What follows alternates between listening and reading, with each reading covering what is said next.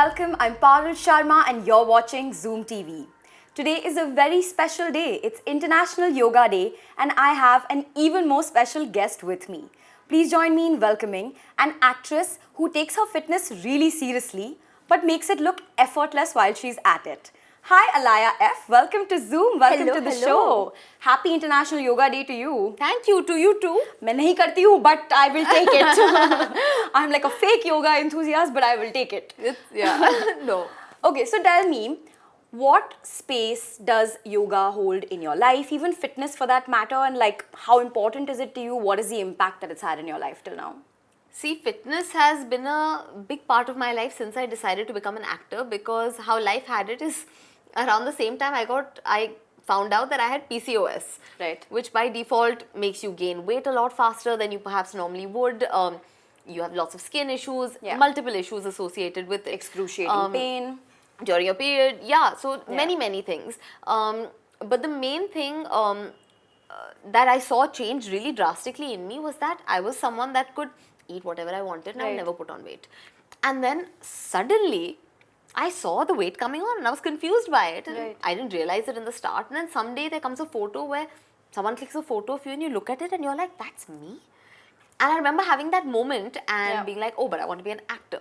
So now this girl that has never thought about what I have to eat, that has never exercised, suddenly had to make this whole switch. You had to put in all that effort. And learn what my body responds to, what it doesn't respond to, what works well, what doesn't work well. That's when my fitness journey began, because I had, I had put on quite a bit of weight. I think I lost 10, 12 kgs during that time when I had to really lose my main weight. Now were you getting trolled for it though? It was just something that was brought to your own attention. Because it wasn't really trolled, because at that point I wasn't really in the public eye. Right. At that point I was focusing on my training and my classes and all of that. So my entire environment was anyways just about bettering myself and getting ready. So it sort of fit in very naturally. And since then, it's been a very integral part of my life. Yoga came into my life very late. Right. It came into my life only a year ago, actually, properly. And before that, I, like you, was also a fake yoga enthusiast. I would see all these very cool posts and videos during the first lockdown of these incredible people doing these amazing things. And I was like, I want to be able to do that. Yeah. And then one day I said, let me try doing one of the things they're doing. So unsupervised, untrained, with no regard for my safety. YouTube videos. Just some random videos on Instagram. I was like, I want to try this now. Enough of seeing this, I want to just do it. And I did it. And I managed to do it. Actually a very unsafe thing to do. Do not do this at home. But in the second lockdown, I decided, I was like, you know what, I'm enjoying this. It's something that comes to me a lot more naturally than I would expect. Yeah. I was like, I want to learn this properly. And since then, it's been a big part of my life. So walk me through a typical day in your life, like one, a normal day, and two, a day when you're on a shoot. How imperative is it for you to get in that session of yoga in? A normal day in my life totally varies. Yoga I'll always do first thing in the morning. So now recently... At what ungodly hour? No, so recently I've started waking up early. I was always a normal... See, normally I'm the type of person that depending on what I have the next day, I plan my night accordingly. Right. Or, you know, so it's always about that. I'm very flexible with my hours of sleep. But I know that if I wake up past a certain time, I start feeling anxious. Yeah. Like, so I avoid waking up too late because it just messes up my entire day for me. So it's a very doable schedule. I wake up at 7:30 a.m. and I start my yoga by about 9. Yeah. I do my yoga from 9 to about 10, 10:15, 10:30. And then after that, what do I do? After that, I sit, I have my 2 juices and my date. And Alaya casually making all of us feel bad about ourselves. No. So this is recent. Now every time it changes. Okay, like this is like my current, what my current days look like. It changes. Like next month, come and ask me. It'll be a fully different schedule and a fully different diet. Okay, fair enough. So I'll have my 2 juices and my dates, because right after yoga, you want to just feel a little light. So I'll just have that. Then after that, I will probably go take a shower, get fresh, do all of that. Either go for my dance class or something of that sort. On the way, I'll carry my smoothie. I have this smoothie with lots of good things just stuffed into it. It's just goodness in a bottle. Very good for you. I have that, I chug that. After that, I usually come home, eat my lunch, have all of that. Then I go off for my workout and my tennis. So recently my life has been centered around just getting fit again. Right. So then I go for my workout and I go for my tennis, and by the time I'm done with all of that, it's 10 p.m. Beautiful. Casually. So then the day is just about ending. So when you're out on shoot, do you find yourself having to squeeze in that session of yoga? when I'm out on shoot, I don't work out. I don't know. Like, I'm trying to find a balance where, see, I'm a very all-in person. Right. Now, if I've dedicated my time right now to fitness, I'm literally going from yoga to dance to gym to tennis. Yeah. Right, in a day. Now, when I dedicate my life and my time to shoots, Right. or like especially like film shoots, then my days for that shoot Spent on that. you know. So Sure. I don't usually fit in anything else in that time, although I think it is something that I'll have to learn with time. Yeah. I haven't learned it yet, so I will not We'll claim get I there. have. We'll Yeah. get there. You know, yoga is really considered almost a meditative practice, and Yeah. a lot of people kind of turn towards it. Yeah. A majority of people turn towards it to get like that peace of mind and, you know, Yeah. sort of find that balance in life. Have you ever had to sort of turn to yoga to find that peace of mind, like particularly through, say, a really rough day or a particular time period in your life that maybe you were struggling, or, you know, things weren't really going that well, and you sort of turned towards this practice for Yeah. that sort of inner peace? So what's actually really funny is that when I started yoga with a proper teacher for once, when she came, she was like, "So what are you looking for in yoga?" And I very straightforwardly said, I was like, "I don't want inner peace and meditation and all that. I want a killer workout." I said, "Just give me a killer workout. Yeah. In this 1 hour that we have, let's just burn." Right. So I was like, okay. Now the thing with yoga is that even if you're not looking for that inner peace or that moment of calmness or that centering, yoga will do that for you. It creeps in. It will do that for you. You will always feel recharged, energized, and just nice.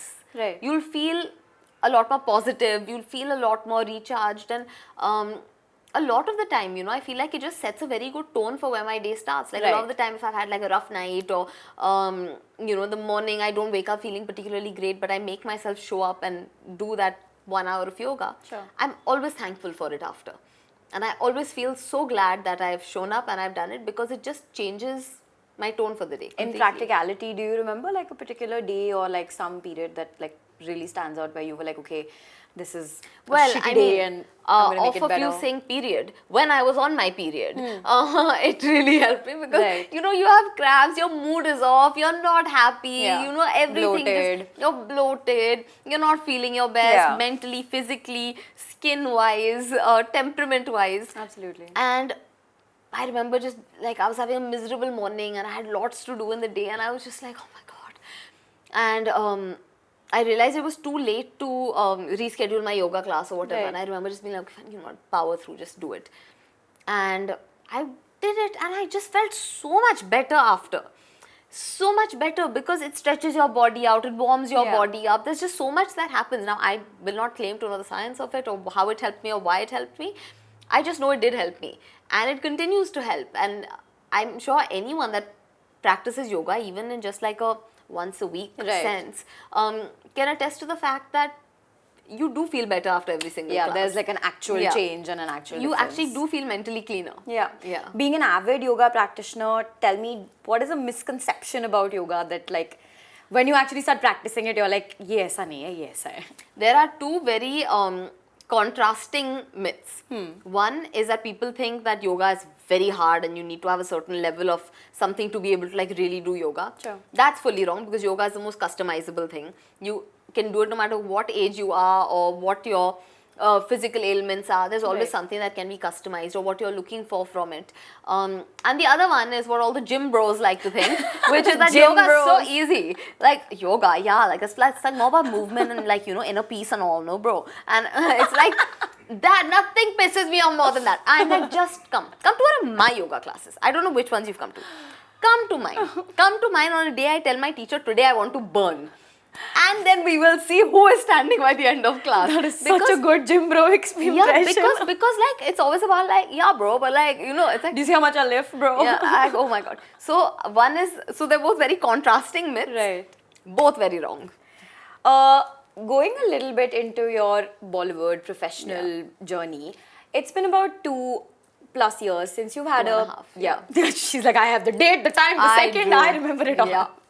You know, since you've had a release, and I'm sure, see, a lot of that was obviously because of the pandemic. All of it was because of the pandemic. Everyone's lives have gotten Yeah. derailed, and we've gotten affected in just terrible, terrible ways, right? Yeah. As an actor and a person, how does having that long before a release, like in between releases, how does that sort of affect your mental state and sort of your peace of mind? Because I would imagine that it is a frustrating thing, because none of your things really have like concrete release dates even yet as such, right? Yeah. So just talk me a little bit through sort of your state of mind during this time. I mean, my state of mind has gone through many transitions. Right. First was when the lockdown just started. And I remember all the film offers that I'd gotten right after Jawani Jaane Man. Everything went away because suddenly people weren't sure when they were going to shoot it. Sure. They didn't know what was going to happen with their existing projects. So suddenly everything evaporated. Right. And throughout the entire pandemic, pretty much all of it, I lived in consistent fear that my career was over before it even had the opportunity to properly start. That's really tough though. It was tough. Yeah. But I had two options. Either I could sit and sulk and be upset and like the world had just hated on me and like all of those other things that people, you know, tend to do. Right. Or I was like, I'm not one to ever be the victim. I will never. So I was like, you know what, let's make this into something good. I said I've been wanting to work on my social media for a long time. Yeah. My social media was terribly boring before that. It was just like once in 2-3 weeks I would post one image Right. of some shoot that I've done a long time ago. It was nothing. I was like, I'm going to use this time and really work on my social media. And I built it. And now I have a very clear tone, I have a very clear idea of what I want to do with it. I enjoy it. And it really helped me thrive during that time because I got so much like brand work and all of that through it. I was busy throughout the pandemic consistently. It also got a lot more industry people to suddenly keep remembering me, a lot of audiences to keep me in their mind consistently, you know, so that I didn't allow anyone to forget me. It's a good business decision on some level. I said, I will not give you the chance or the opportunity to forget me only. I said, do whatever you want. Yeah, I said, I will run this course as long as this pandemic runs. I will just be in your faces.